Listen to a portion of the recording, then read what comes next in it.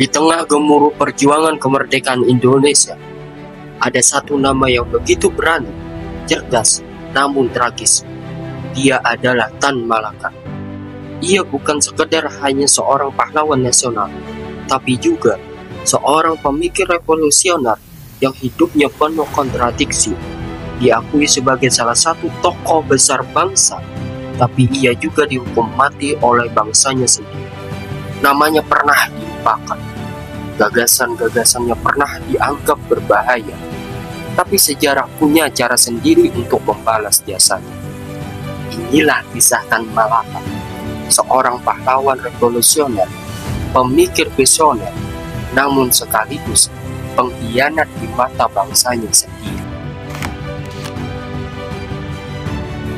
Tan Malaka lahir dengan nama Sultan Ibrahim, gelar Datuk Tan Malaka, pada 2 Juni tahun 1897 di Nagari Pandam Gadang, Sumatera Barat, dari keluarga bangsawan Minangkabau yang religius dan terpandang.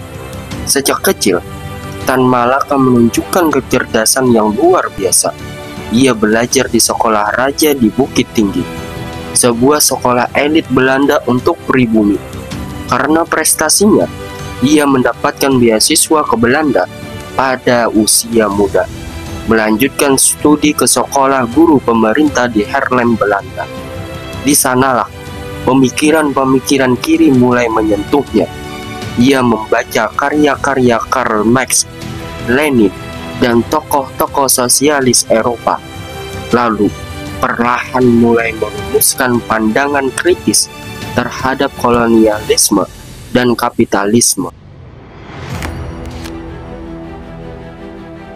Pada tahun 1919, Tan Malaka kembali ke Indonesia dan mengajar di Deli, Sumatera Timur, lalu ke Semarang, Jawa Tengah.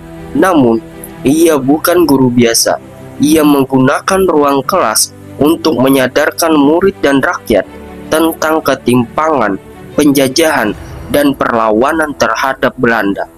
Ia mulai menulis tajam di berbagai media mengkritik Belanda, menyuarakan buruh, dan menyuarakan nasionalisme.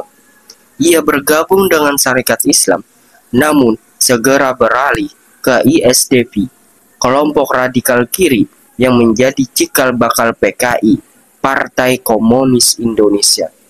Ia sangat aktif dalam organisasi buruh dan petani, mendirikan sekolah-sekolah rakyat, serta memperluas gerakan ke akar rumput. Pada tahun 1921, ia kembali ke Hindia Belanda dan aktif dalam dunia politik. Ia dideportasi pada tahun 1922, tapi justru dari pengasingan itulah perjuangannya semakin luas dari Filipina, Tiongkok, Thailand, hingga Uni Soviet. Tan Malaka bukan sekedar aktivis, ia adalah revolusioner internasional. Di tengah pengasingannya, Tan Malaka menulis buku legendaris yaitu Madilog, Materialisme, Dialektika, dan Logika. Buku ini adalah upayanya untuk membumikan pemikiran ilmiah dan rasional kepada Indonesia. Ia menolak tahayul, dogma feodal, dan kebodohan yang melemahkan bangsa. Pemikirannya unik. Ia adalah Marxis, tapi juga nasionalis sejati. Ia percaya bahwa sosialisme harus berakar pada kondisi lokal, bukan sekedar meniru Rusia. Pada tahun 1942, saat Jepang menduduki Indonesia, Tan Malaka kembali secara diam-diam ke tanah air. Ia tidak percaya pada janji kemerdekaan Jepang. Bagi Tan Malaka, penjajah tetaplah penjajah.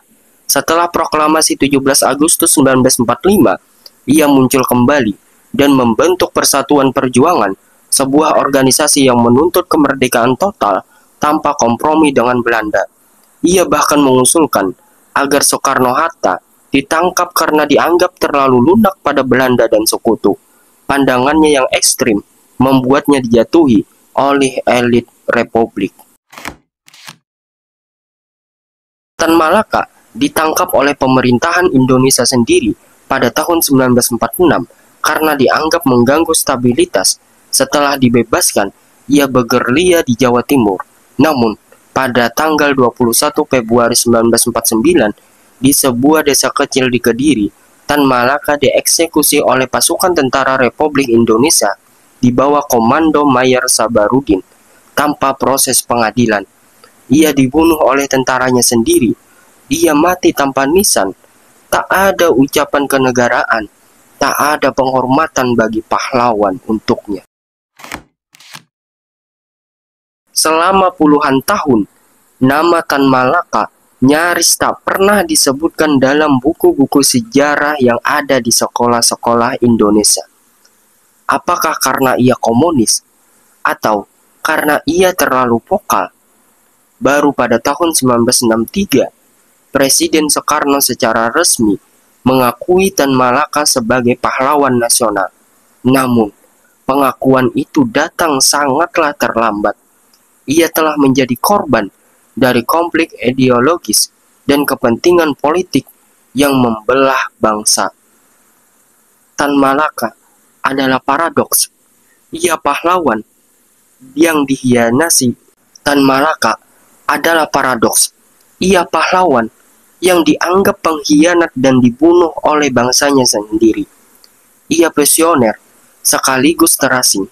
Tapi satu hal pasti, ia mencintai Indonesia lebih dari apapun, bahkan lebih dari hidupnya sendiri.